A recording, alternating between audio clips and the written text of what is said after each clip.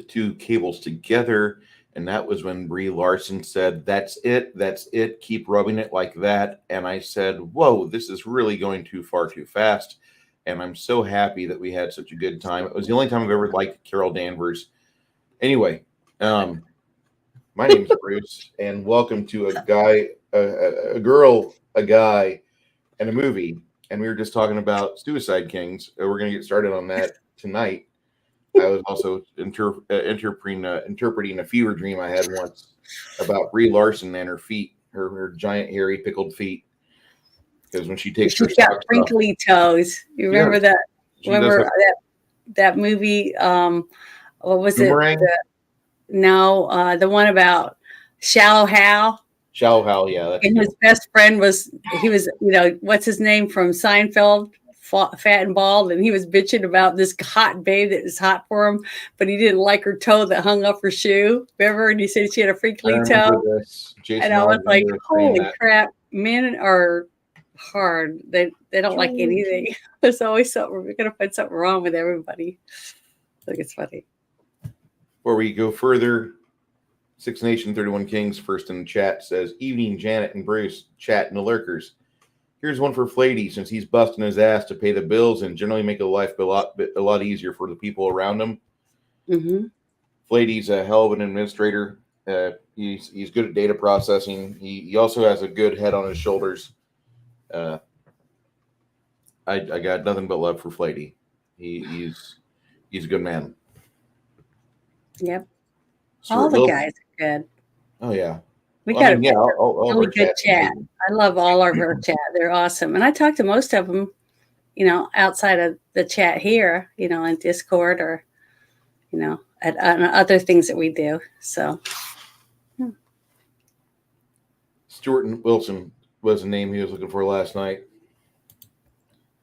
Zombie toes. All right. Janet, I'm the troll who's smartest. Okay. You got lucky and rubbed me the right way, unlike Brie Larson. And we were talking, and we started talking about actors you liked. And the impetus for this entire month is it's got to be a movie with Sean Patrick Flannery. Mm-hmm. And therefore, we have Sean Patrick Flannery month, which is November. Most Shave November. No Shave November. No Nut November for some of you people on Reddit. Yeah, I always fail that in October. Anyway, I've got to say that you're a big fan of this guy. Have you worked with him before? Mm-mm. Okay. No. So I know you are in the industry a little bit. I've seen him on different sets, but I personally haven't gotten to work with him, no. Okay. I'm not a lucky lady like a couple of ladies or the one lady in this movie. Yeah. Laura Harris, I think that's her name. She's one lucky lady. I can tell. I'll say that. But his wife is a lucky woman. He seems like a really wonderful man. Outside of movies. I was really impressed with the cast of this movie when I first saw it. I thought they'd kind of hit this new vein, this new vibe came out of it, because we got Christopher Walken, Dennis Leary as his bodyguard or hitman is number one. You got Henry Thomas. Hey kids, remember that guy from E.T., the little kid? That's Now we got Sean Patrick Flannery. We got Jay Moore, Jeremy Sisto.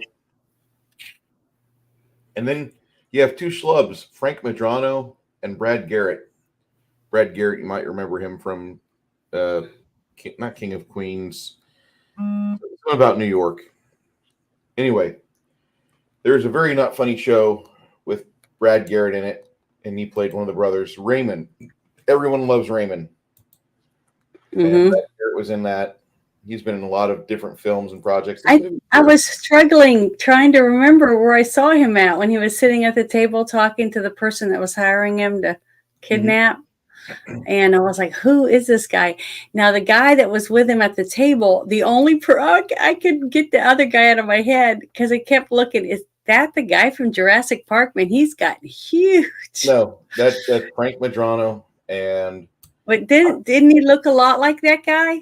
The he creepy, does disgusting computer whiz he does look like from that. Jurassic All right, Park. yeah. This guy's great, but his IMDb. This is his only photo Yeah, on him. IMDb. That's it. Well, he doesn't look like him in that one, but a couple of scenes when he was wearing that big, giant, like tropical shirt in his living room, and he had a huge stomach. All I could think of was, man, he drinks a lot, and he's got a swollen liver or something. I know that sounds bad, but you know. He's in Shawshank Redemption as Fat Ass. He's in Blue Streak as Frank. He's in Sleepers as Fat Mancho. And he's in Suicide Kings as Heckle. And most recently, he was in Attack of the 65-Foot Woman as Leopold, the mad scientist. Seen that? Neither have I. It's a TV show? One episode. So, yeah. They had 2 seasons of it. Sandy was played by Tina Desiree Berg. Interesting. Never heard of it. Never saw it. Nothing. I love this. I'm going to enjoy watching Nick Cage get old and turn into Danny DeVito's little brother. Is that what he looks like now? He stopped wearing his toupee. He's actually going in public. I don't know if he does that or not. This is just the photo that IMDb puts up, so I'm okay with it. Mm-hmm. All right. Yeah, he's not Newman. Six Nation says, I couldn't get Jay Moore's impersonations of Christopher Walken out of my head. He's got mad respect for Walken. Yeah, throughout this entire film, like he was just sitting there attentively whenever they were not shooting and just kind of just chilling on set, just trying to get up all that soak time in with Chris Walken, just trying to be half as cool as Christopher Walken. I bet every one of those young men in this movie loved every minute they got to sit and just talk to shit with them. Yeah, I imagine. Because it was like being, to be in a room with someone like that for any amount of time had to have been freaking cool, Yeah. I bet they were all wanting to take selfies and, all that stuff. I guarantee it. I wish we could get some behind the scenes photos. When they filmed this, it was 96 or early 97. Mm-hmm. And when they published it, like it got reviewed in 98, I think. But this movie was really different for its time. And the casting choices were weird. Jay Moore is a stand-up comic. I really think he's probably one of the top 10 stand-up comics out there. A lot of people. That was one of the things that I found. Let's see. It was on TV Tropes. Do you ever go to that? And it said that. Where is it? Darn it! Hold on. It said that except for the toaster scene, all of Dennis Leary's dialogue was improvised throughout the entire movie. Yeah. So I was like, wow, that means the guy in the car with him the whole time, the other guy was being improvised too, because if there's no script written for them, they just sit and talk whatever bullshit was popped in their heads. And I bet they laughed a lot. Why not? I bet they laughed their ass off. The whole thing with the shoes was all made up. It's fine. It's $1,500. The whole thing with the bucket. I know, but the thing with the bucket and the homeless guy that had snot running down his nose. Now he's out $2,000. It's like it was funny. I mean, it was funny already when I watched the movie, but when I found out that it was all made up, I was like, I got to go back and watch it now just to understand the way it just unfolded, that it was all just bullshit. They just I just think it's hilarious. I thought that was a great piece of trivia when I found out about it. For that scene, the whole part of his part in the movie, driving through the city, that was all made up. as he went along. I thought that was just awesome. That I just think Dennis Leary is freaking cool anyways, you know. I could agree with that. So I would like to meet him. That's someone I would love to meet in person. Again, I could agree with that. I really like Dennis Leary. I think he's one of the funniest comics out there. He did a show way back in the day in the 90s called The Job. And he was a police detective that was high on cocaine. And if he wasn't like trying to lie to his wife why she wasn't getting no sex, he was out with his girlfriend. And then he would occasionally go do police work. And the episode that I remember the most was they get a bag of evidence dropped off at the station. And inside the bag, it's like a brown paper bag. It's a foot. And like everybody like looks in it, and Dennis Leary's the only one not vomiting or losing his lunch. He's like, guys, you want to go? Well, let's go to Gino's. Let's go. Man, are you crazy? You got a dead man's foot in there. Well, we don't know if he's dead or not. He's just missing his foot. Now that's dead, yes. Oh, it was great. Fantastic film. Fantastic TV show. Jay Moore, I listened to him quite a bit whenever I first got into podcasting, and was really incentivized by just the things he was talking about, and it made me want to be a radio DJ again. But no, we're going to call it podcaster. Never have done that. Should. Never have. Well, I mean, I do this, but, Jay Moore does this, and he's famous. Well, it's not, I mean, not everyone's going to be famous. I mean, very few. You might have one out of every 10,000 that might make it halfway up there, even for stand-up comedians and everything. You got Johnny Galecki, he's the kid that played Ira. He was also in Big Bang Theory. Yeah.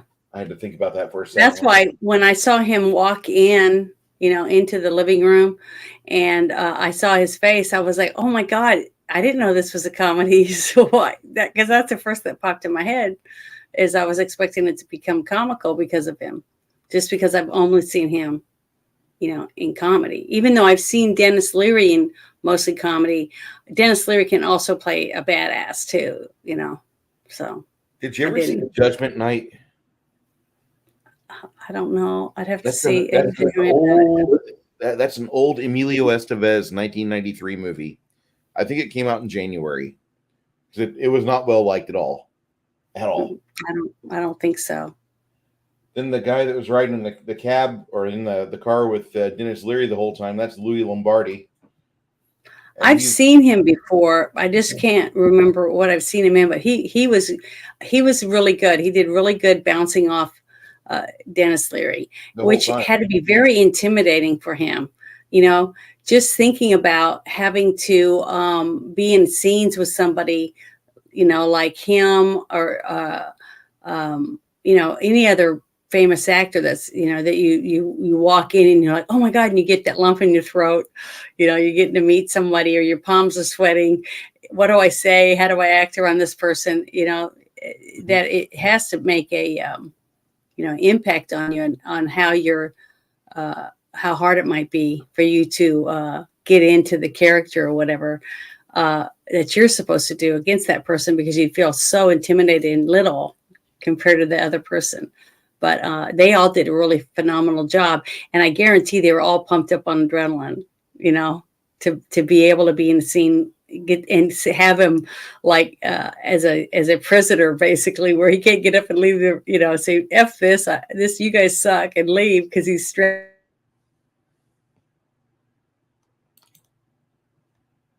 Okay. Did Janet pause or did I pause? Hello? I'm getting the circle of death. Am I back? You're back. Okay. Sorry. Oh, might be where I'm gonna be gone again. So this movie, we open up and there's two kids and I say kids, they're early 20s, and they're sitting at this reserved table at a hotel, and Chris Walken comes in and he goes to the management and he's like, hey, listen, and management's like, let me get him out of here. And Chris is like, no, let me be cool about it. He's like, no, sir, we're supposed to reserve this for you. And then he goes over, he introduces himself as Carlo Bartolucci.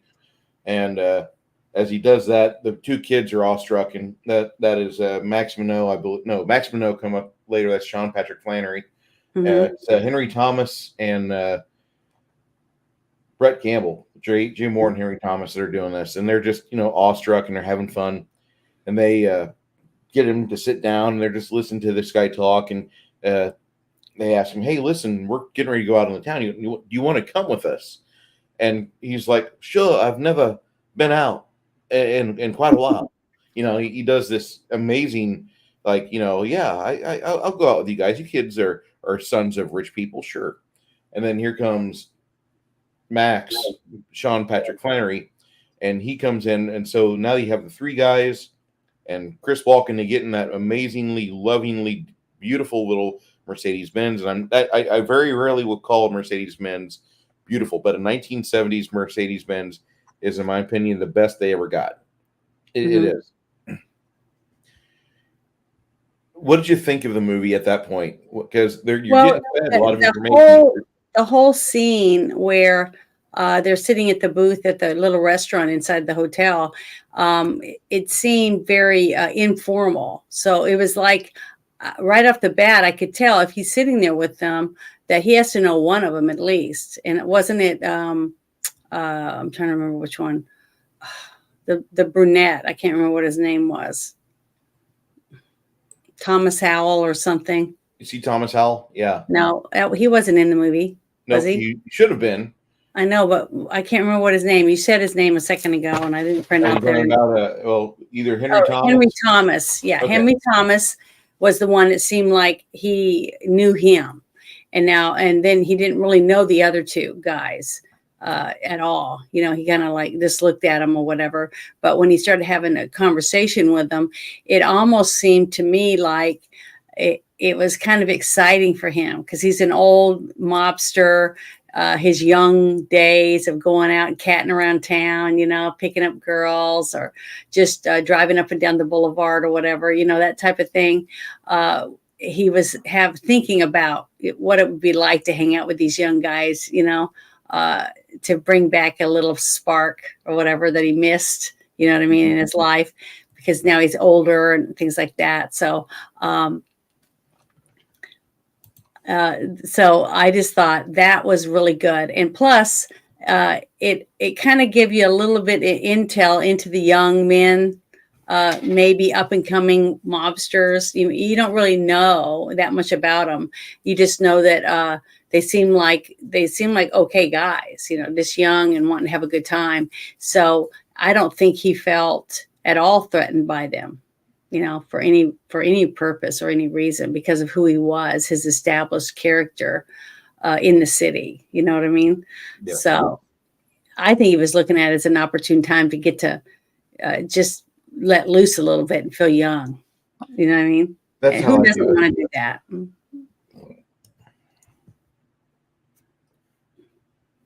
That's completely what I thought, because he even though you may not be old, but you're older than them, at least old enough to be their father.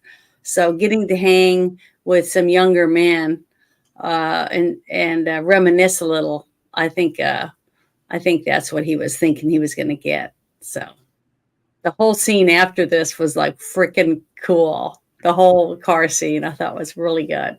Yeah, they go, I believe it's the Holland Tunnel is where they're at, and they have the attempt almost go wrong and ends up killing them almost. But yeah, everything went wrong. It seemed like it was a miracle that they had a lot of stunt drivers for that scene. Yes. Because I was trying to count how many vehicles were going by in the different directions. And so, you have to block up the whole tunnel. And I'm sure it wasn't the real tunnel. It was another tunnel they used, because a couple things that I worked on myself had tunnels in them. And it would be a tunnel that wasn't even, very long at all. But they're able to put like material and stuff on the end of it to make it look longer and to make it green screen. And they put the dots on it and stuff so they can add it to make it look like a long tunnel, or they'll paint it. they'll paint it to make it look. It's amazing the paints and stuff that they can do to make it look like between two buildings to make it look like a longer alley, things like that. So I don't know. I thought it was really, really cool, even though because the tunnel did look really long, but they just film scene after scene to make it look like it's a really long tunnel, even though it isn't. So I don't know where they filmed it at. Did you find out for sure what tunnel it was? I guess I could look it up. But yeah, that was really interesting, the whole tunnel scene, because it seemed like it was a good, 5 it's or 5 7 minutes in the movie. It seemed that long. It seemed like a long time for the whole struggle. But you got to also remember, too, they didn't really have to have a lot of the tunnel to actually see it, just the shots, because most of it was inside the car of them struggling with him, trying to, get control of him and give him an injection. And when they cut back, they kept cutting away from the car to the flashback of how they were getting ready with the blow-up doll and stuff. I thought it was great. I was really surprised how good it was, how detailed that the director wanted to give you so much information so you kind of understand step by step what they were doing. But you still didn't understand why they were doing it. You just knew they were trying to kidnap some famous mafia guy, and you didn't know why, and that they were kind of comical doing it. It was a miracle that they even got away with that without killing all themselves and other people, in the tunnel. So I thought that was really good.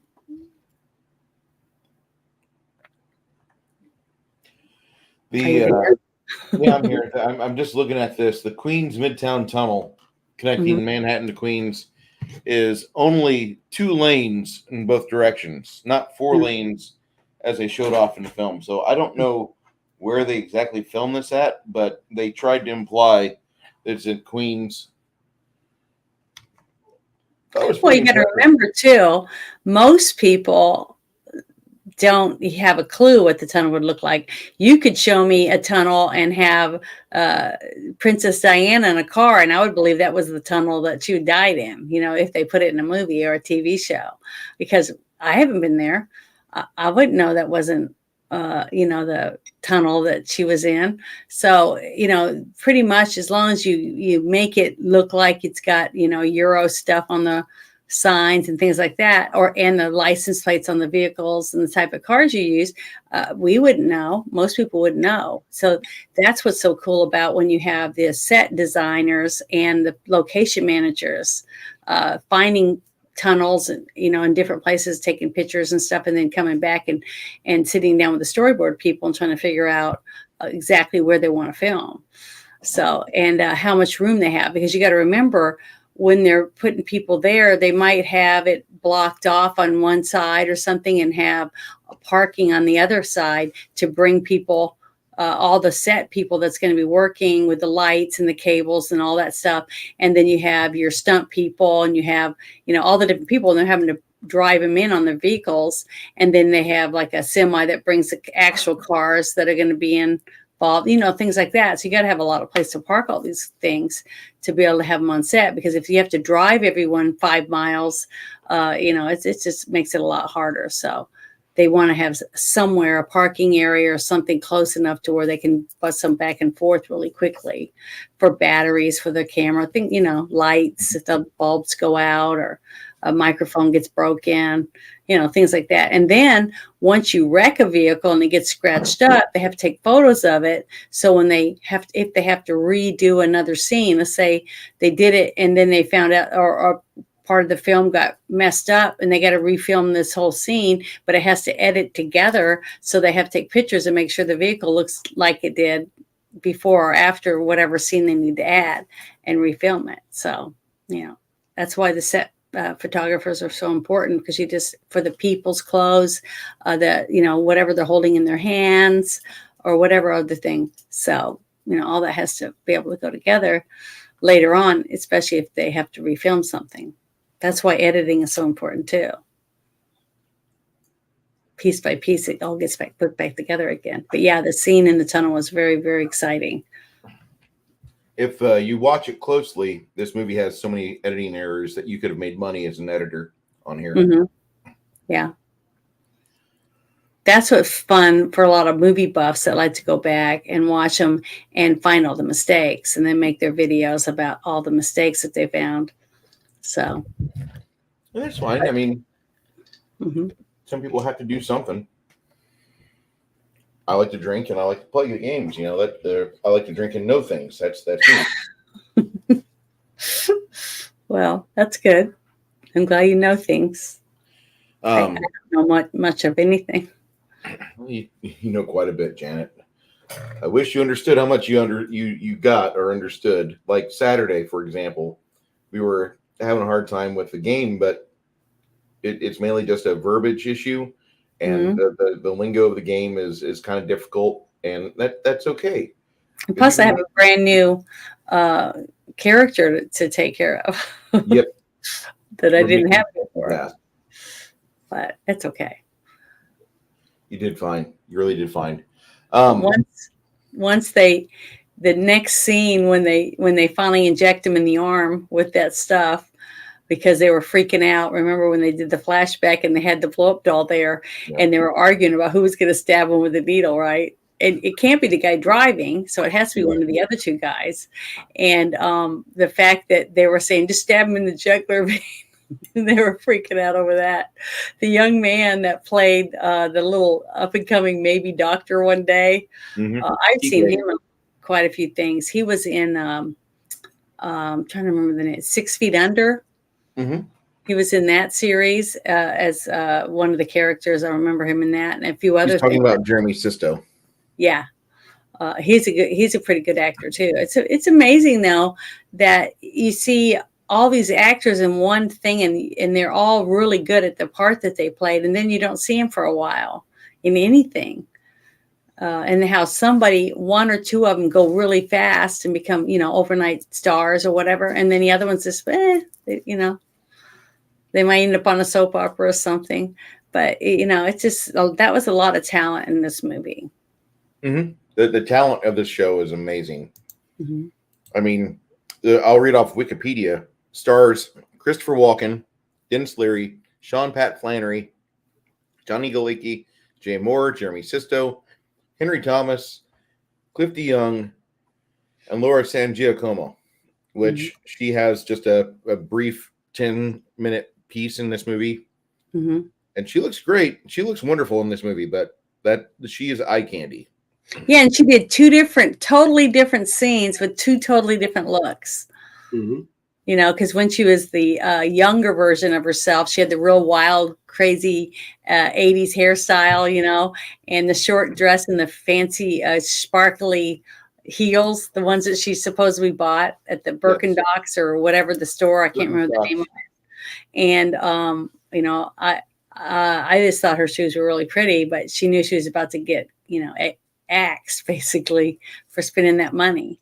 And that was a whole intro for Christopher Walken's character with terrible, terrible hair. But it was a good scene to show what a good guy he was deep down. So I think they added that a little bit to kind of to prepare you for the end, when he gets away, when he's separated from them, and how he follows through because he said, "I'll give you my word." I talked about that. A lot of the old movies that we get to watch, and they did a lot of the, the gangster movies. When the gangsters gave their word, it was like it meant something, like in the Godfather series and stuff. And when you didn't follow through after you said you would, that was like the kiss of death, for someone that was a mobster or whatever, because nobody could trust you. No one would want to work for you because you didn't go through with, follow through with what you said you would do. So I thought that was really good because it showed that he had good character, even though he was a badass. He didn't put up with those shit. And then he went back and got his ring back. And that just showed you how important that ring was to him, that he was willing to kill for it. Later at the very end of the movie when you get to see the ring appear again. Yeah.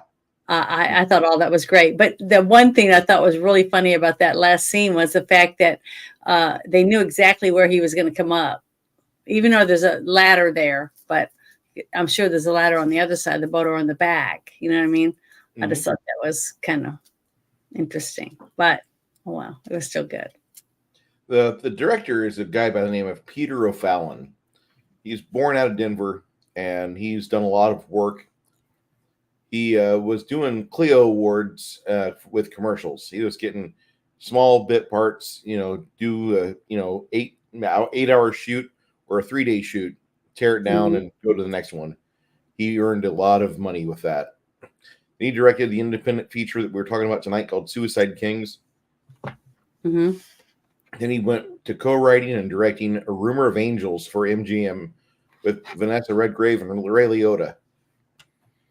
O'Fallon, after this, he does a whole stream of television pilots.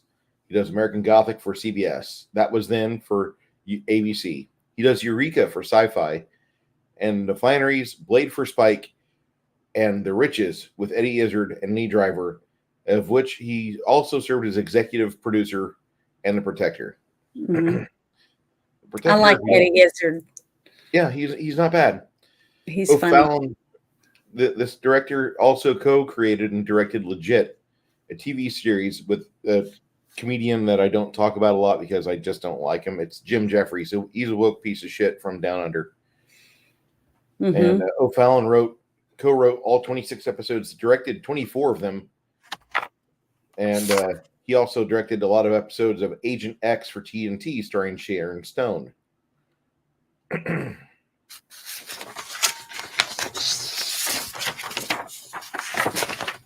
So he's done a lot of work in TV. So he knows how to shoot and get cohesion down. He knows how to get your attention. Mm-hmm. And this movie shows it. I think this movie is probably the edgiest film of the 90s that really goes out of its way to give you a new experience. And it really does feel like when you watch this film, it's really different. The titles, the subtitles, or the captions, everything coming over like it's a beaten up reel-to-reel tape. Mm-hmm. I love it. It looks like something that you would see at a midnight showing. And this is a vibe I always get out of it. It should be like a midnight showing film. But yeah, I was surprised though when I was reading about it because I don't like to read anything, especially if I haven't seen it before. I don't like to read anything or research too much about it before I watch it, because to me it tends to put things in your mind about it. You start judging it before you've even watched it. So I don't like to do that. But after I watched it and then I started reading, and I was reading all these comparisons from different people about it was like some of these other movies that I'm trying to remember, Quentin Tarantino movies and different things like that. And you know what? He never even popped in my head one time when I watched this movie. Really? I loved Kill Bill and some of the other movies that he did, but he didn't pop in at all. It reminded me more, just like I said, of 12 Angry Men or something like that, because of all the views of them twisting and turning and looking at each other, even though they spent their whole childhood as friends, basically, right? And because of one other person being in there in the tense situation, the sister was kidnapped. They're being told that they're going to send body parts, fingers or toes or whatever they need to get the money that they want. And then the fact that they told the guy that they'd kidnapped that they were going to cut off his fingers, they're going to cut off his toes, whatever happens to the sister is going to happen to you.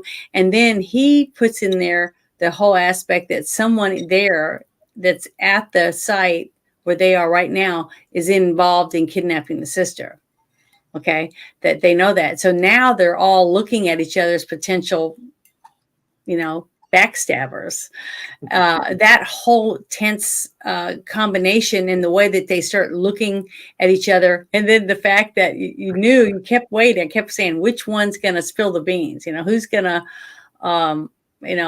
tell the other one this, that, and the other. And as soon as the nerd, the little geeky guy from Big Bang Theory gets to find out, Ira, I knew that's when he's going to start blabbing, because he just didn't look like somebody that could keep a secret because he's so much of a wimp or whatever. And then I started thinking maybe he's the one, because I kept looking at the group of guys and trying to think of the one person that I would least expect to be involved.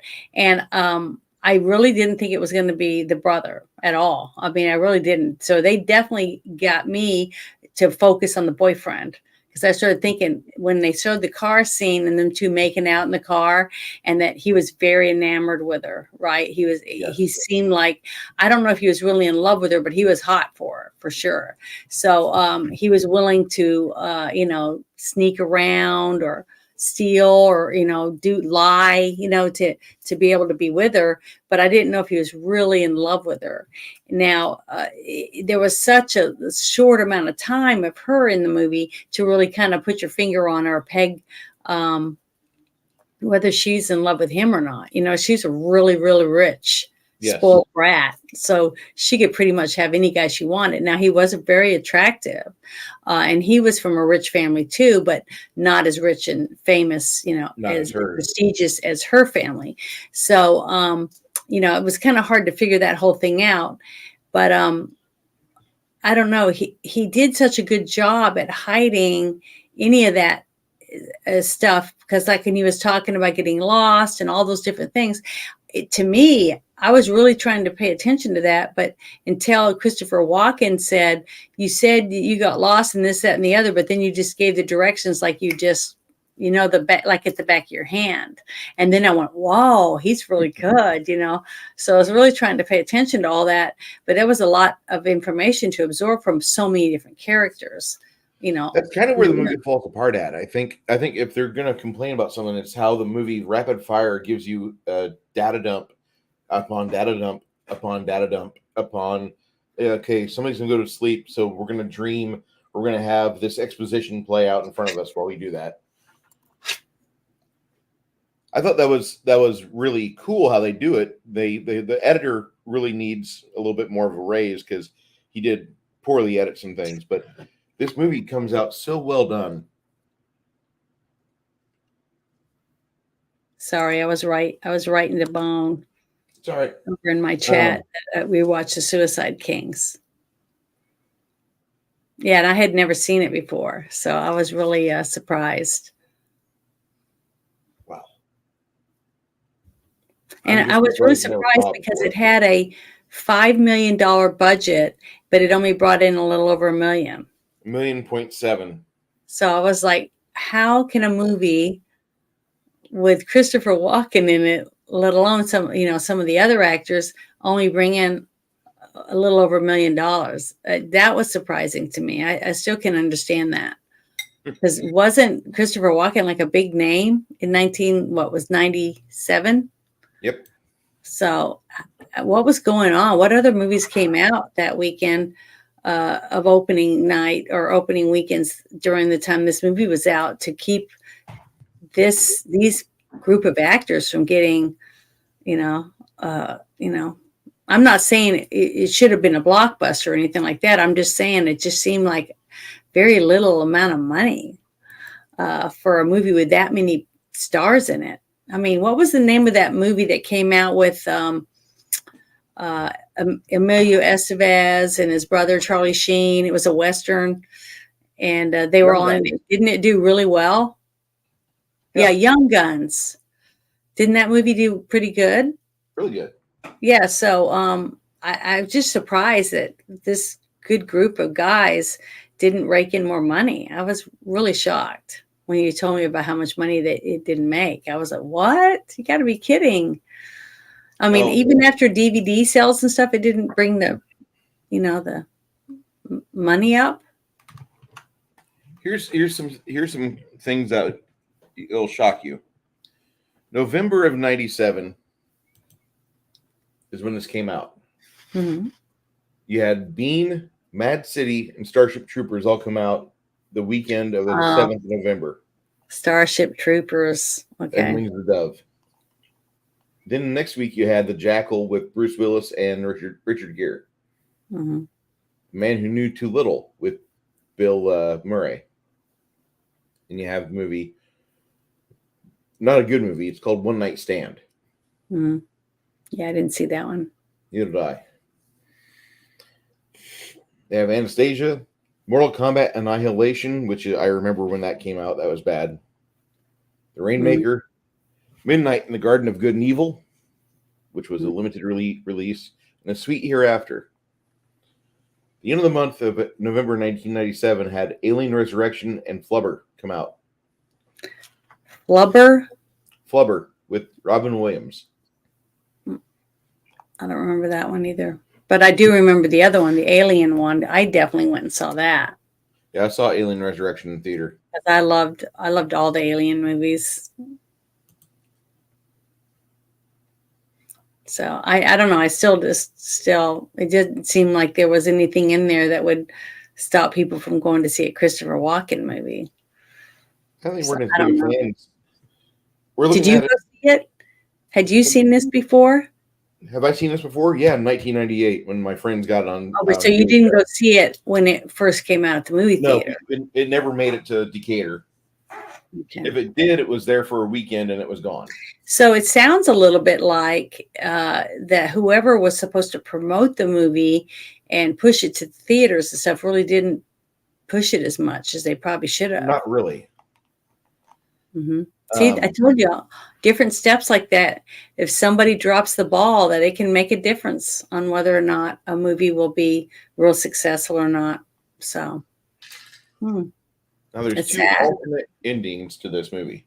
Yeah, I read that on the that movie tropes or whatever. I'd never heard of these people, but Charlie takes some money, but Lono shoots holes in the boat, causing it to sink.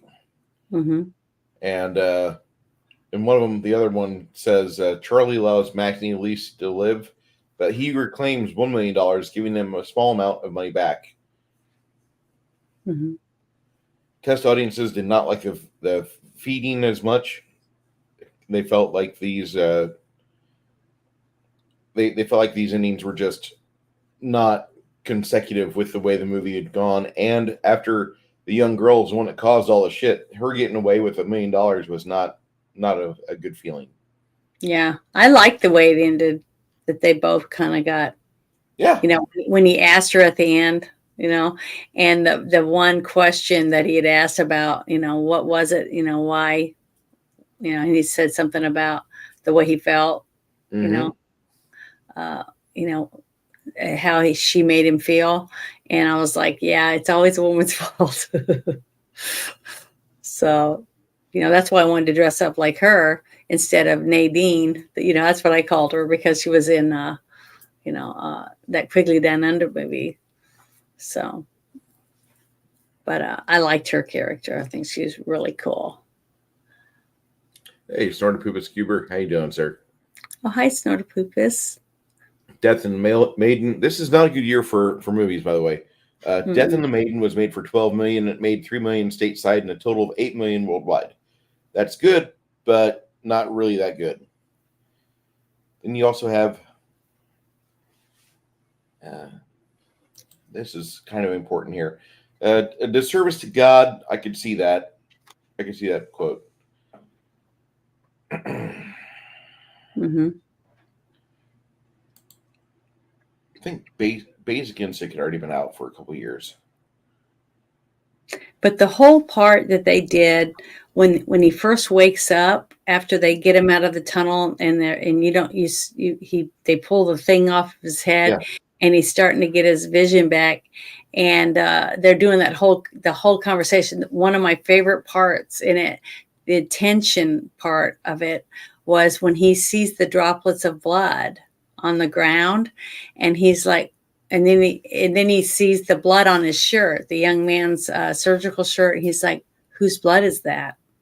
And he keeps asking that, and they're all like going back and forth talking and stuff. But he keeps going back to, whose blood is that? Because he's numb, he's all numbed up and drugged up.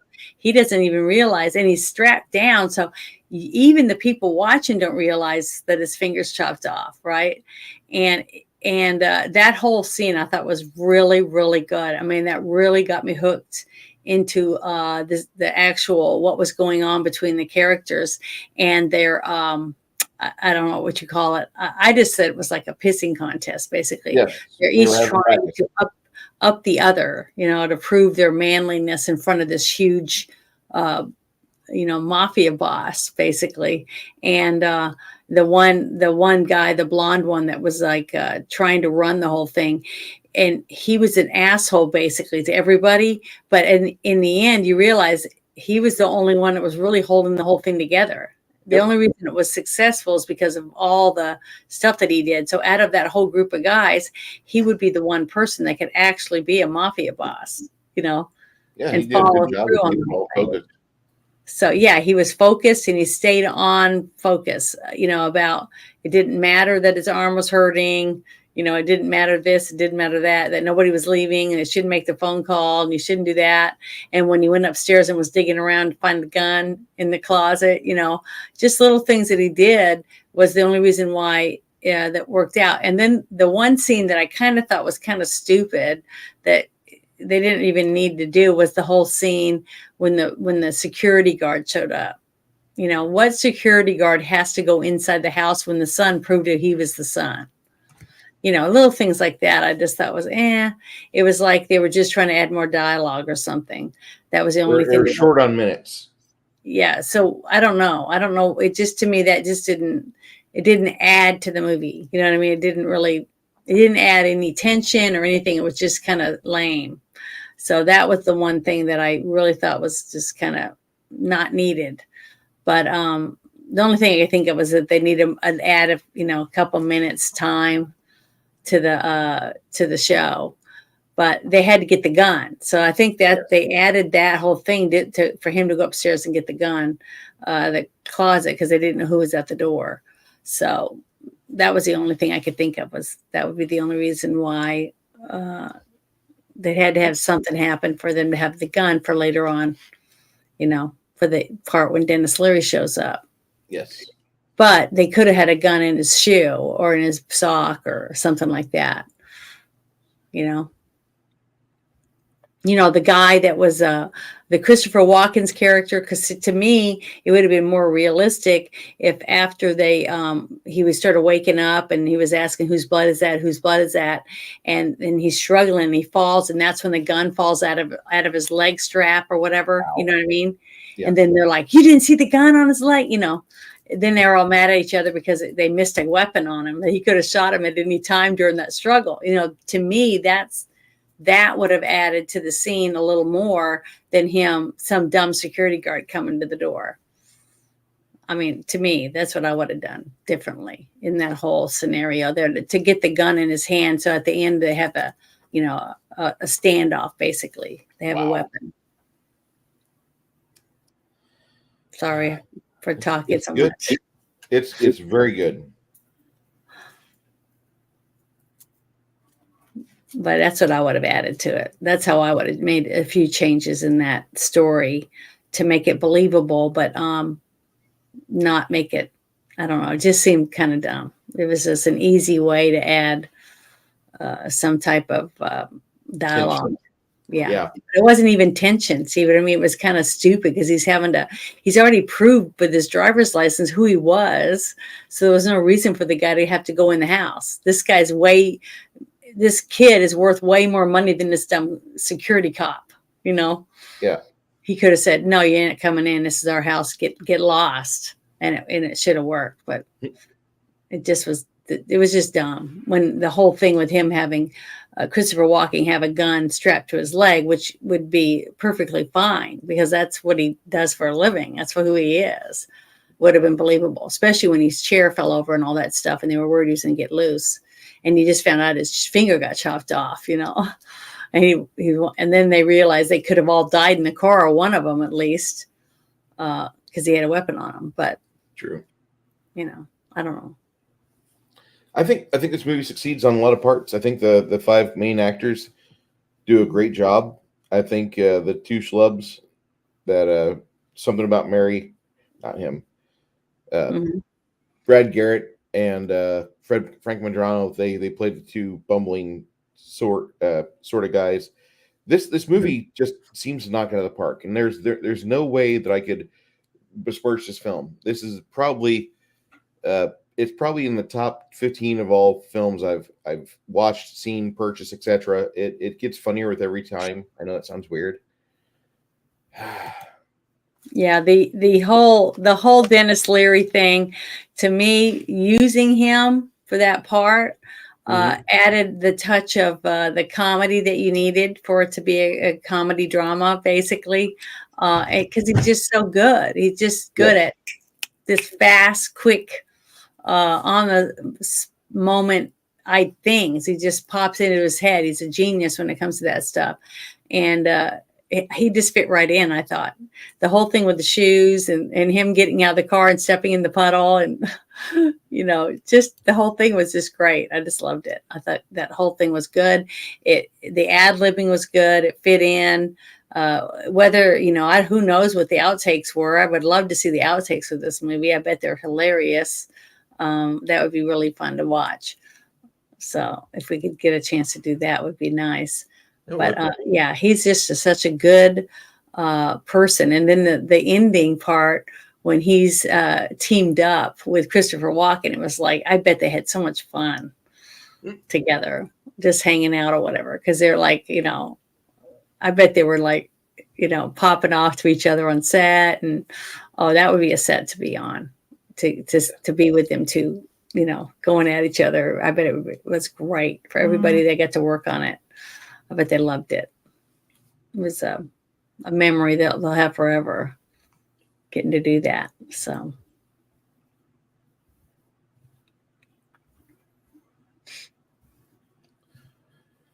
Grumpy Old Ninja adds something here. RoboCop started out as Judge Dredd, and the visage certainly is different. The attitude remains. Yeah, works. Hola, Grumpy.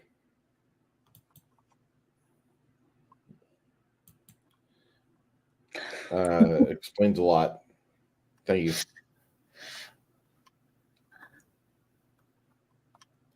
Okay, so now that I've drank that, I got to ask you, Janet, with Mhm. this film coming out, do you think they can make it today? If in the right circumstances with the right actors and stuff, I think it could be. But it would not be a. It would have to be independent.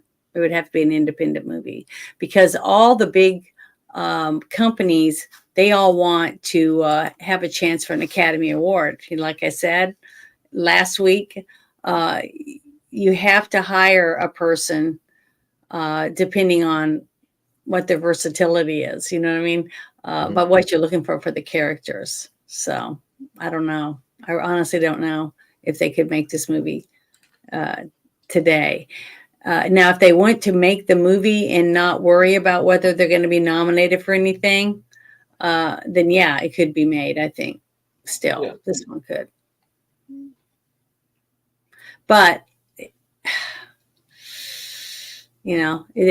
the Dennis Leary character and Christopher Walken's character, I just can't. I can't even think of who I would put in the place of either one of them.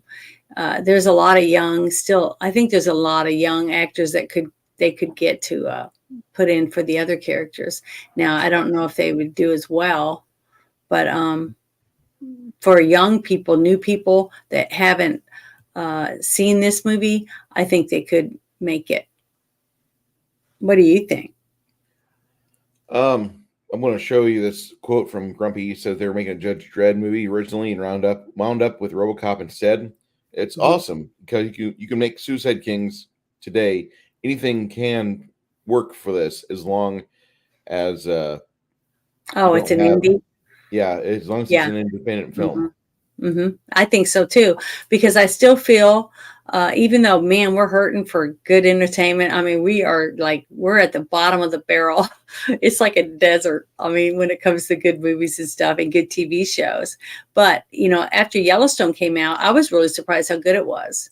Um, with the characters, the versatility, the character arcs, the scenery. I mean, just everything about it. Even though there was a lot of liberals involved in it, it still turned out, really good. Yes. Uh, but it's just, and then you have, what was it? Pinky Blinders. They're still making good stuff, but you're not going to see it being made by Disney or No. some of these other big companies. So if they get serious like Paramount did, but see, Paramount kind of dropped the ball recently. It just seems like they were doing really, really good, adding some really good stuff. And then all of a sudden they just stopped in midstream. I think that was like getting ready for the strikes or whatever. Yeah. And they didn't do anything because the writer's strike was coming up. And then they had, and I think because of who was involved in the making and writing and the whole production of Yellowstone, that they decided just to halt everything and not write or anything because they didn't want to step on the toes of anyone. Mm-hmm. So because they did that, Paramount took a hit, I think.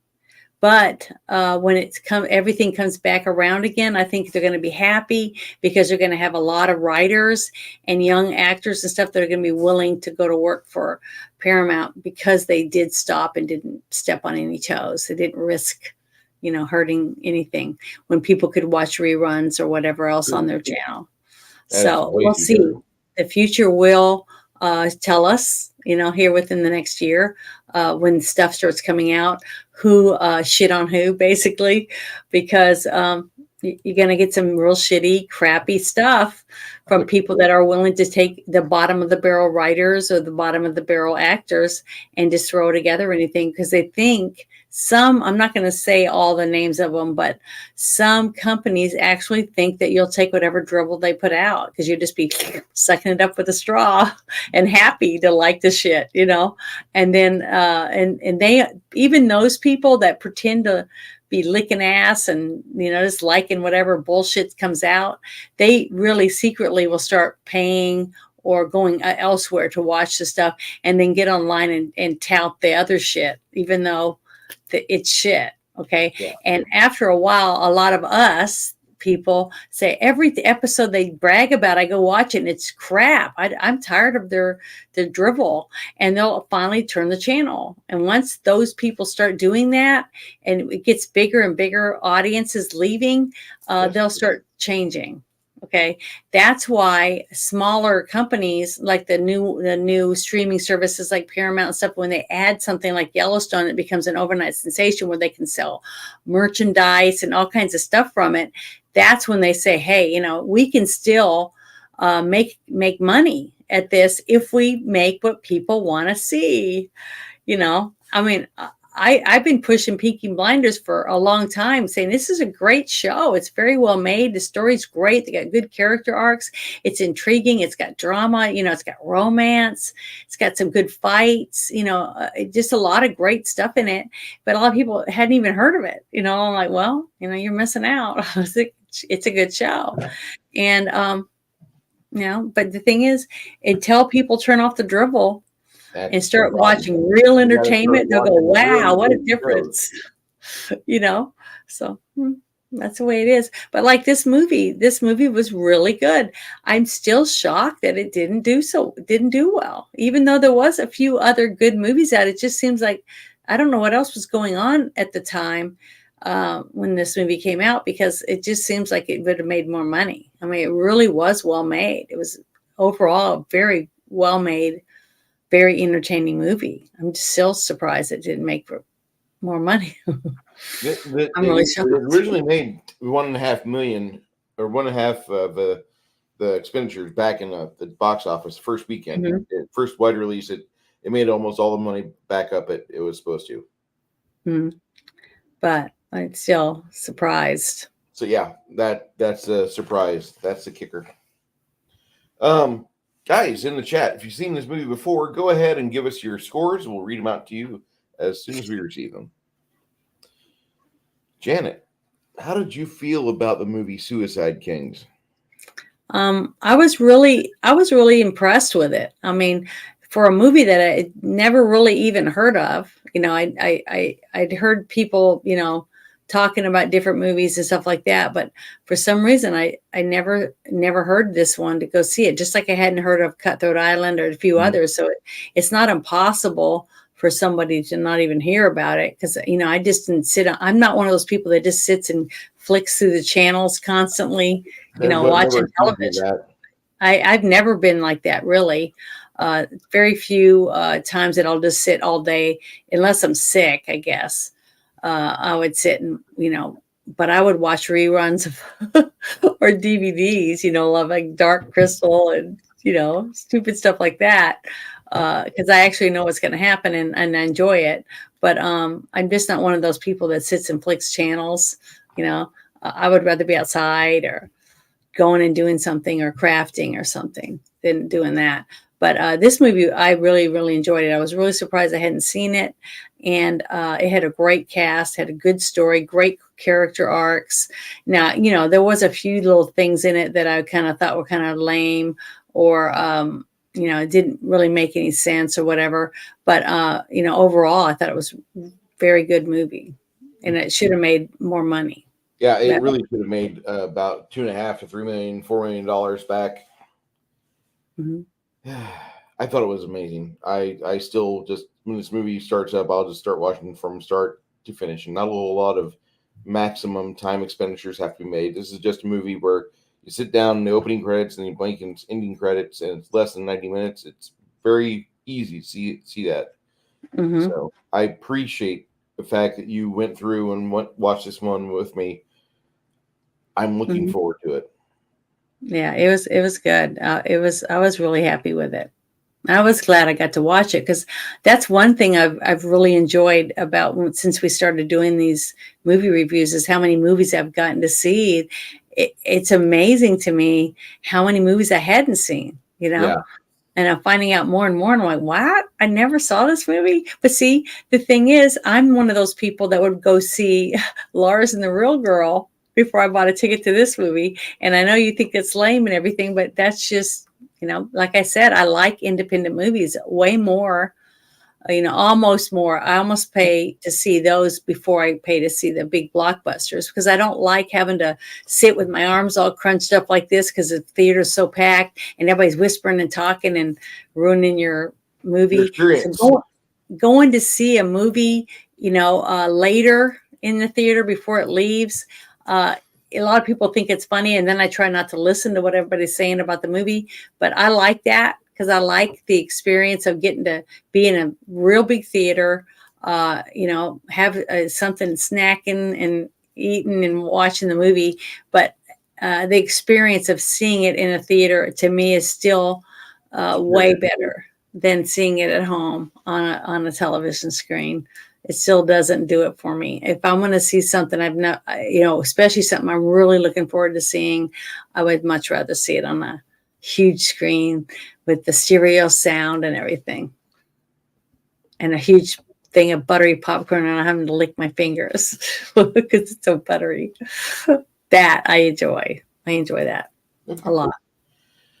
We got some scores to talk about here. Okay.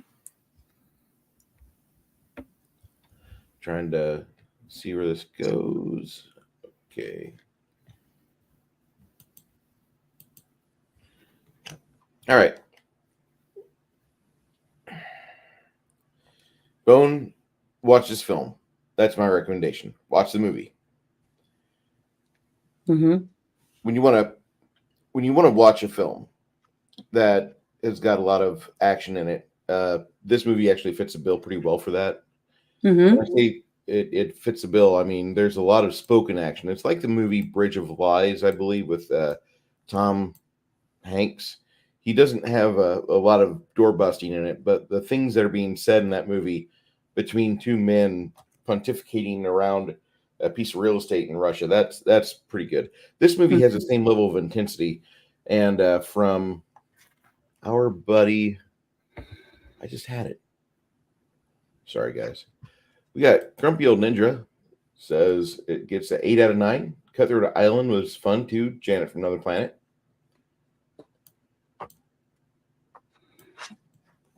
I want to thank everybody for being here tonight too, by the way. Thank you. Yeah, we really appreciate all of you because without you guys, there really isn't a reason to do it, what we're doing. So, I mean, I remember the first couple times we did our show, I told Bruce afterward, I was like, I can't believe someone actually wanted to come and listen to what we had to say. I still love that. I think it's great. Sweet. Well, there's still more chat or more movie to discuss. So if you guys want to put your grades in the chat, that'd be great. Mm-hmm. Flady. Flady says, "This is my need. This is my need. I need decompression after work." Okay. No problem. Soy base. No problem. Yeah, I really love doing it. I'm so thankful still after all this time, over a year, that Bruce was even thought of me to be able to sit and do this with him. You know, I really am thankful for that. I think this is one of the most normal films, and I say normal, but I think it just takes the approach right. It gets the tone right. It gets the comedy right. It does everything pretty much correct. Yeah, it's very well balanced, especially with throughout the whole movie. And even the part at the end, once they free him, they all decide, because none of them, they find the truth out about who the backstabber was and why he did it. Okay. And that's when they realize, well, we're in way over our head. We need to let him go. We'll be lucky if we get to live through this, this whole mess.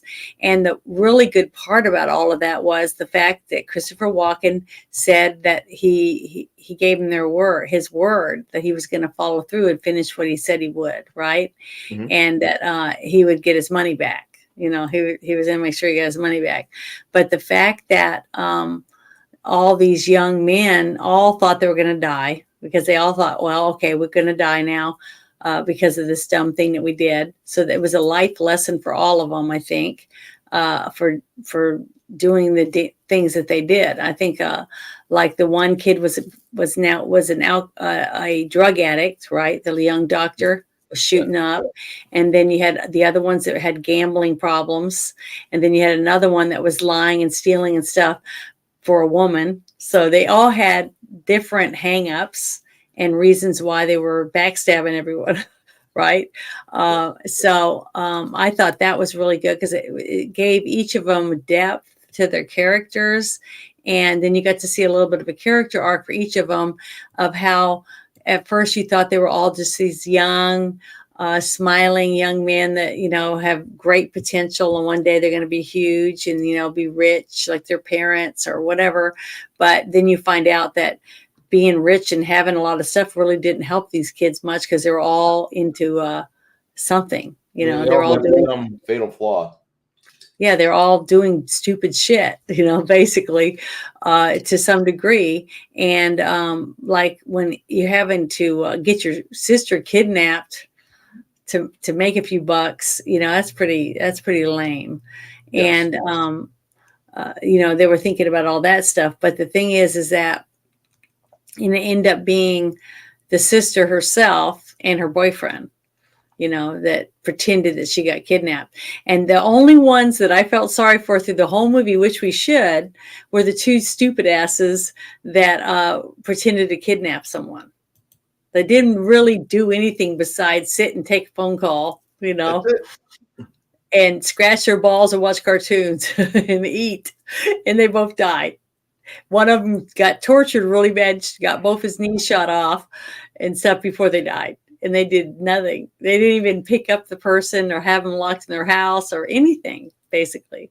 No. And they had a measly amount of money that they got paid to do it, but they both died for it, So, it was tragic in some aspects. Once the story unfolded and you got to find out behind the scenes, basically what was happening to each of these people and how they were involved in the story, and they got screwed over. So that's why it was a tragic Romeo and Juliet type of story, to me. Once you find out the ending, that these two young lovers that thought they were going to outsmart all the others, right?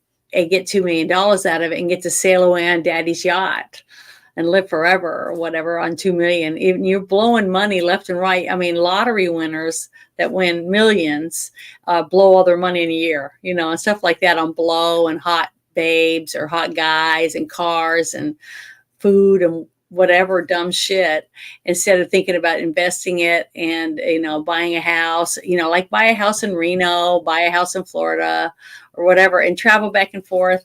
And you can live in a decent way and splurge once in a while. And the money will last a while. But it's just funny because young people, for some reason, just don't think that way. I guess I've always been old. So I've always been cheap, because I never wanted to spend a lot of money on things because I'm like thinking about how many hours my mom would have to work or my dad to buy this for me or whatever. I've always thought like that. So it's like, I just cheap. I mean, I was, over 30 years old before I ever got paid to get my nails done because I just was, I filed my own nails and I painted them and stuff, but they just never looked as good as it did when you got to go to a professional and have it done. And I remember the very first time I paid to get a massage.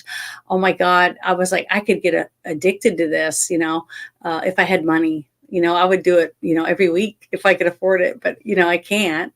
But man, it's nice. So I could see how someone would get money and not be able to say no, because once you get a taste of some things, the forbidden fruit, it's like, man, it's hard to say no. So when you have a wad in your pocket, it's kind of hard not to want to spend it. So, so I could think that every person that would get to sit and watch this could understand how these young men could get, hooked, on certain things, because money is like, when you have too much of it and you have so much time on your hands, you're going to end up getting in trouble with it. That's just human nature for all of us. And that's what's good about having actual real people in your life that are your friends and stuff that would look after you and say, hey man, that's really stupid. I don't recommend you do that. So, having one good friend that's going to keep you from doing something dumb is worth way more than $1 million, I think, in the long run for your life. I agree. So I don't know, but I just thought the movie was really, really good. And there was a few dumb things in it, but yes, for myself, I would give it an 8, a solid 8. They cut off the finger of the Mafia Don. That was one dumb thing to do. Well, yeah. But that's the whole reason why the movie became so intense, because it wasn't the fact that they kidnapped the guy. It was the fact that they actually could have killed the guy. Because he just like he said, I can't get him to stop bleeding. He's bleeding. It's because his blood's not clotting like it should, that stuff. So that added a lot more of the intense fear, because they knew that the other mob people were going to find them, were going to find out who they were, because now they had their phone number, at least the one young doctor's number, his pager number and stuff like that. So each of them were giving up different amounts of information. And the fact that they had a Don sitting there that runs a whole empire of mobsters, right? For years and years. And he's just listening and he's picking up everything. He's putting it all together and had it pretty much figured out before we did. It's simply because of who he was and the lifestyle that he lived. So all of that intrigue and stuff was just really good. I mean, it was a lot of twists and turns and I didn't have it figured out. And sometimes, well, I wouldn't say all the time, but like 80% of the time I usually have it figured out before the halfway through the movie, but this time I didn't. I was really surprised when I found out at the very end some of the things. So, that means I'm glad you enjoyed this film. Story. Do what? I'm so happy you enjoyed this movie. I did. I really did like it. Last few movie selections we've done have been kind of not lackluster, but they weren't the best. You know what I mean? Mm-hmm. We watched earlier in the scary season, we had a Dracula wannabe movie, The Blood of Dracula, which was good, but it was very low budget. Mm-hmm. We ended up watching another movie that made me not so happy, and that was Powder. Mm-hmm. I still like it. I still enjoyed it. It's one of my in the middle movies. It's not the bottom, but I still liked it. It has its redeeming factors, and like I said, I think there's one scene in that movie they could have turned that into a short and that would be just great filmmaking on display. Well, see, this movie that you're watching right now, it was a short. Yeah. This was a short that somebody had written, and they ended up making this movie from it, from the premise of that short. So when you go to these festivals, have you ever gotten to go to a movie festival? Yeah, I've been to South by Southwest. So a lot of people, I tell them, if you have never gotten to go and you love movies, that's a really good thing to do, to try to go to a movie festival and see all the different aspects of and learn more about how a lot of these movies come about. How the script writing, getting to sit and watch a live read of someone's script, things like that. It's just you get a different perspective of the intricacies of movie making, basically, because you got a lot of people that are really into just the movie makeup, monster makeup and things like that. You still don't understand the detail it takes and how many people it actually takes to actually make a big budget movie. It's hundreds. It could be 100,000 people involved when you go through every detail of a movie. It's shocking how many people it takes to make a movie. Even a small little, like what was the name of that movie? Darkness Rising. It was a very low budget, but there was a lot of people involved. It was a lot of work. Yeah. And you also had like the director also writing and holding the boom and doing all different jobs just to be able to get the movie made. So it's a lot of parts, pieces and parts to put together, even a short. That a lot of people just don't realize how much work goes into that. And the worst in the short is a commercial. But we don't even need to get into that. That's beyond this right now. Mm-hmm.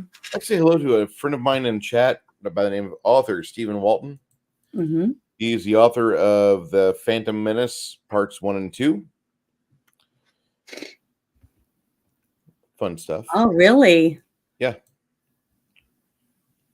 Yeah, that was how he kind of got popular with some of the people in the group.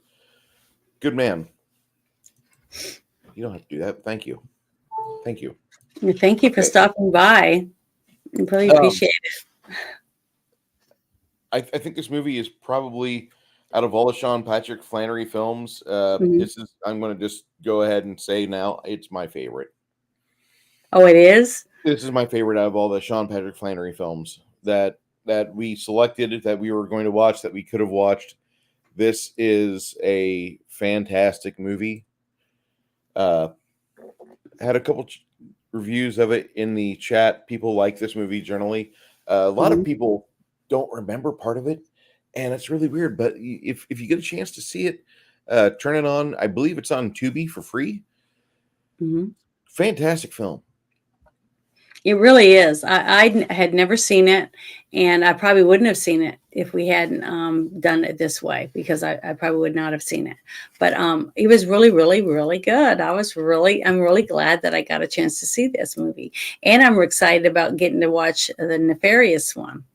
That's new. It's a newer movie that I've never seen, but I've heard from a lot of my friends that watch it. They said it was really good. So. I'm excited about getting to watch it, because that's what we're supposed to watch next week, right? Yes.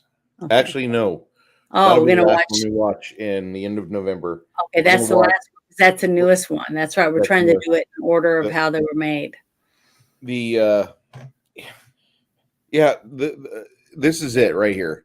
If you're missing a movie, go check out Tubi and see if they have it, because chances are they do. Now, is Tubi, do they have things like that you can go back and watch later, or is it you have to watch it when it streams? They have a lot of stuff that's live only, like the Price is Right or the Jeopardy. Then they have the various shows that it's like a mini Netflix. I like Tubi quite a bit. Yeah, I haven't put it on my my laptop or my iPad or anything yet. So I guess I need to. This is for awesome. It just seems like I hardly have any time. between playing Dungeons and Dragons or whatever you call it, or role playing games, whatever, and getting ready for the shit show, or spending our time watching the movie and picking out what I'm gonna wear and all that kind of junk, and take care of my chickens. It's like, God, I don't have time to do anything, but I love it because it keeps me busy. It keeps me from maybe doing something dumb. So We have one of the most wonderful comments I've ever seen angled towards Janet right there on screen. Janet has the most beautiful smile on YouTube. Oh, thank you very much. Appreciate it. Yeah, I brush my teeth once a day at least. So thank you. 3 times over here. My bad. This movie, this is Janet. What do you rate this movie as? What's your... I said earlier I rate it as a good solid 8. As an 8. Mm-hmm. Wow. Yeah, I'm going to rate it an 82 out of 100. Mm-hmm. I think this movie has a lot of promise to it. There's just a very few parts where it hiccups, where it doesn't quite carry the ball all the way, but it's such a good film, and it takes you back because of the musical choices and just everything else. It's a good time capsule movie as well. John Talks wrote the opening for the Phantom Menace Volume 2. Can't wait for you guys to read it. Can't wait to get a hold of it. Thank you, Stephen Walton. That sounds great. John Talks wrote the opening for the Phantom Menace Volume 2. That's awesome. Mm-hmm. And if you don't know who John Talks is, obviously you don't like memes a whole lot. Okay. Yeah, this movie has very little in it that I consider to be filler. Or it just goes the distance all the way, doesn't leave you hanging, gives you a few questions, answers them, but wow, what answers. Mm-hmm. Yeah, it was cram-packed full of information, there wasn't really any lulls in the story. And there was a few things like the stupid RoboCop or whatever you want to call it, that shows up because the alarm goes off upstairs, in the house, things like that. But besides that, and a few of the scenes, like outside the house that to me that were too far away, for some reason, it was like they had to put the whole house in the shot. Because the person who was letting them use the location had said, we'll let you use it, but you have to put our whole house in it or something. There was a stipulation in the contract or something, because that to me was just, the shots were so far away that didn't really make sense for the scene that it was in. Just little things like that. Those are the only things that I saw that I thought was this just out of place. It just didn't make any sense. But every scene that Dennis Leary was in was great. I couldn't find a single thing wrong with any of his scenes. The scene with him with the window wiping guy, the scenes in the car, the scenes when the busket guy, yeah, all that, and that was almost all ad-libbed.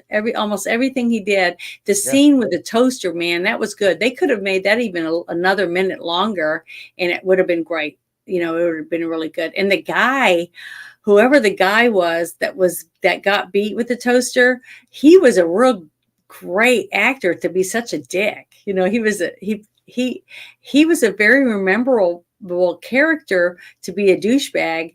And maybe it was because he was in a scene with Dennis Leary. Maybe I don't really know, but it was a very memorable scene for me because he was such a good guy at being a dick. You know what I mean? Yep. I mean, he stands out. That's a scene that I remember when the way he treated his supposedly stepdaughter and pulling her on his lap and just being just disgusting filth of a pig, that you just wanted to hate him. Everyone in the theater would be cheering, kick his ass or whatever, beat his face in with that toaster, It was like that scene reminded me a little bit of a John Wick movie, because everyone around me when we were watching John Wick was cheering him on, beating the shit out of people, it was just, that's just how you feel when you want to see someone get the crap beat out of them. Very which is true. terrible for people like me, that says they're a Christian or whatever, to root someone to get their ass kicked. But, it's like, people deserve justice. People deserve to get revenge on assholes. That's how I look at it. And man, it feels good, when you get to see someone get what they deserve, in this environment that we're in. So that's why I really do think this movie today, if you were to, during the COVID, remember a couple times I said that they should release movies again, go back and start releasing some of these older movies at the theaters to get people start going back to the movies and make $2 movies or whatever, they could do to. I still think it's a great idea. If I had the money and I could open a theater, that would be really fun. I think to have the people working at the front dressed in the little uniforms, and stuff like that. I just, to be nostalgia, to bring back some nostalgia. I think it would be a great way to rejuvenate the movie industry in the theaters, to help some of these poor theaters that are just struggling right now. They're and a lot of them closed down, because of COVID. So if you could get one at a good price and do it, like the theater I went to do the Rocky Horror Picture Show again. Oh, we had so much fun. We went and it was great. So many people were dressed up, but it was a cozy little theater. And the guys that were serving the alcoholic beverages and the popcorn and stuff were all dressed in little uniforms and stuff. It was just nice to see that, and to be able to go to a theater and sit in a cushy seat and watch an awesome movie and have everybody around you all excited and yelling at the screen and throwing things, We had our goodie bags and all that. It's a lot of mess to clean up, but it just brings, I don't know, it just brings me joy to get to go to a theater, actual movie theater, and sit and enjoy the movie. I think other people, especially these young people that only watch everything on TV, DVDs, and they're, rent their, whatever program from Hulu or whatever it is that they're watching it on. It's just not the same thing. It's just not the same thing. It's just, the experience is just totally different. You can walk through the theater and you can see the young lovers holding hands while they're watching the movie, or sharing the popcorn with each other, a little old couple, things like that. It's a great place to go on a date. I don't know. I just think it's awesome. And I wish more people had the chance to get to do that. And I hope that comes back, because I hope people aren't scared to death of going to the movies simply because, they're all afraid they're going to die tomorrow because they went to the movies because they got exposed to somebody's germs or something. I don't know. It's just sad because we've lost so much wonderful movie theaters. Yeah. Next week, for those of you that are wondering, next week's film is going to be a time-honored classic. Bring your whiskey. We are going to discuss the movie Boondock Saints. And you can watch it with us if you want. You watch it with us if you like. Sunday night, 7 p.m. in my Discord. Let me give you that link for Discord so you can have it. Don't forget, Sunday nights, every Sunday, we do this. It's fun. If you come a little early, you can watch Futurama and laugh along with the rest of us. I can't help but laugh too, because they're so funny. Yeah, here we go. There's that. Thank you. Paste. Thank you. All right. That'll get you to my Discord channel. As you guys couldn't tell today, I'm a little fatigued. I apologize. We had a great weekend over here. Janet and the rest of the party did survive Saturday, which was kind of not what I was thinking was going to happen. I thought I was going to claim about half of them, which I almost did. I thought we were all going to die. I didn't think any of us was going to survive, really. I had one of my people, my cat died. Yes. but it was, because I didn't know what I was doing when it came to rolling and stuff like that. But Good. you know, You're getting there, okay? And it takes a while to get there. It does. Hey, Grumpy, welcome back. Stephen Walton says, I think I'm simping for Janet right now. My bad. oh, thank you. She's easy to crush on, okay? It's very as a man who wakes up every morning doing an advertisement for some male drug, I can say that having Janet around is great. And it's easy to simp for her. It's easy to cheer her on and hope that things go her way. Well, so far, I think everything is going really good. Good. I think we've done really well since we first started. Mm-hmm. And I think the show's doing good. It's been fun. I've really, really loved it. Every week, I look forward to it each week. It's like I can't wait till Monday. It sounds weird, but it's just fun. I really love it. I think it's great. Yeah, I need to get a kazoo so I could do the at the movies intro. But I'll do it on the kazoo. That way I can just weird out everybody and I could play that at the start of every show for the Monday night, a girl, a guy, and a movie. Mm-hmm. Soy-based Jeremy, it's not, you're right. But when you have a woman like Janet around, I'm going to tell you, it really helps. Well, it depends too, because I've been a nun. I was a girl from Tremors with the white nose, the sunscreen on. I've been a vampire. I've been a crazy woman with black eyes from that second Gamers movie, the Demon Hunters or whatever it was. I've been tons of characters, and that's the part I just love doing. So when you first asked me if I wanted to do a show with you, and I said, hey, I get to do cosplay every week, I think it's great, even if it's a character that everyone doesn't know who she is yet or who they are. We did the Warriors, and I got to do that really cool half black, half white face from my favorite gang from the movie, the baseball players. Baseball Furies. Yeah, the Furies. That's right. So it's just been a lot of fun. I really love it. I look forward to it. Getting to wear, really cool costumes like the one from Dangerous Liaisons. It's fun and lots of wigs. Okay. And I've got lots of wigs, fake eyelashes, whatever I need. I'll tell the chat this much: get yourself a girlfriend that likes wearing wigs or likes doing things like that, because then you get to do fun dates. Kids are gone for a weekend at grandma's or something, and you're like, hey, why don't you wear this red wig and go to this bar, and I'll come up and hit on you, and we could just play off that, and I'll take you home with me. Yeah, but I'll tell the girls, the good thing is to get you a Trinity jacket.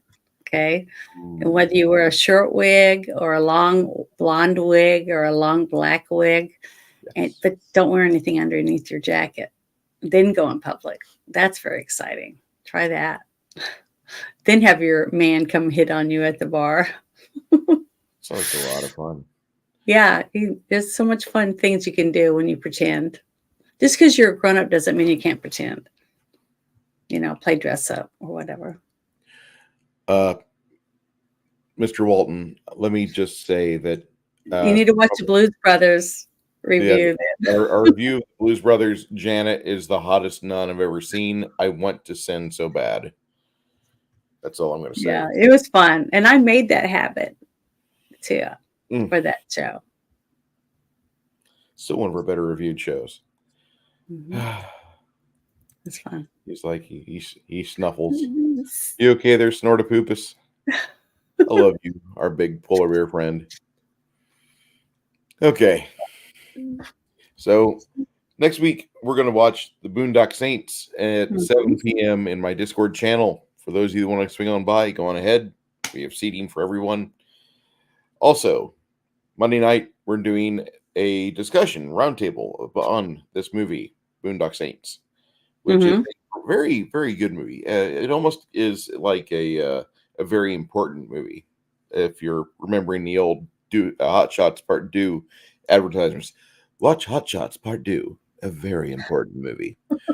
I think you'll have a lot of fun with this. We're going to probably call it a little bit early tonight. I apologize about that, but we've mentioned everything about this movie that for us was really pertinent and important. This movie Yeah. has so many good surprise twists and turns. The first act of it, uh, you're going to probably get whiplash because they do a lot of cutting back and forth, doing Mhm. exposition and a flashback. You'll have a lot of different. You'll have a lot of different portions of the movie come to the fore, and then whenever they do start giving all the twists in the finale, again whiplash, but it's so good. And like I said, I rate it an 82 out of 100. Janet's given it an 8 out of 10. It's almost in that tier of films where they're perfect. So I'm just going to say that this is not a movie rating I give up too much. Now, if I was just watching this movie and not watching it to try to break it down, because I try to do that, I probably would have rated it higher, probably at least a 9.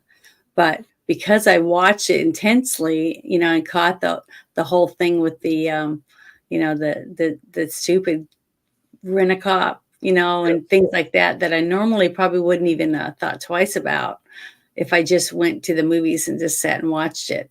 I wouldn't even have thought about it, but yeah. Hey, RPG So, Grandma, how you doing? well, hello. I haven't seen her in a while.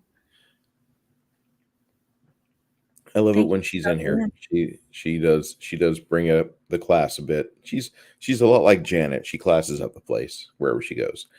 Yeah, Um, she likes good movies. my name is Bruce.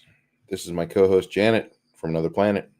Janet, unless you have something further you'd like to discuss, go ahead. No, I'm just gonna say, yeah, stop by Friday night if you're not doing anything, and drop in, and Bruce and I will be doing the Friday Night Shit Show on my channel at 9:10 p.m. We talk about just stupid shit that's going on in our world, and laugh a lot, make fun of stuff and whatever. So I'm not monetized, so I don't really care if they like what we talk about or not. But we talk about what we want to talk about, and I like that. And we talk about some of the stuff that the chat brings up too. So, but it's fun. And then Saturday we'll be playing some more of our role playing game. But that's your game, right, Bruce? Yes, that'll be the one that I've been designing here. Yeah. I've got a few addendums I've got to put into the rule set online, but uh, I'll explain them to you whenever we get started on Saturday. Because if I have you read it and all that, it might confuse somebody. So I'll just explain it to them, and then I can go and edit from there. And And that's what besides happens. that, then I'll just be making more shorts and stuff. Trying to, I've been writing some stuff down because I'm thinking about doing some more of the pickup lines and stuff that I did when I first started. So, that kind of stuff. Just whatever pops in my head. So we'll see. Mr. Stephen Walton, I would want to tell you that on Friday night at about 9 or 10 o'clock Central Standard Time, Janet and I start talking about the shit show. And Ruben Christopher Haynes is part of that as well. Mm-hmm. And the three of us will typically have some guest on that we found that has a very interesting perspective, or he's got some good information. I do recommend watching that if you're into politics of the day, and it gives you at least. I feel that our expressions that we have there give a voice to the people that don't really know how to talk common sense. They are common sense. They exist in common sense, but Yeah. a lot of people that we know say you guys are kind of crazy and you're saying things that we're thinking. Okay, Mm-hmm. thank you for the compliment. Thank you. Until then, everyone, please have a great and wonderful evening. If you've not seen Suicide Kings as of late, please get in touch with me and I will direct you to the nearest link that's legally allowable to view it. And I would recommend Tubi be on everybody's device. Tubi is an amazing little app. Lots of things get slept on by many other services are on Tubi. Oh, I forgot. I have a Discord myself. And I already placed that in the channel. Let me. Okay, and I let me also place that in have again. Janet's Universe on Rumble. I'm trying to work on putting stuff on there.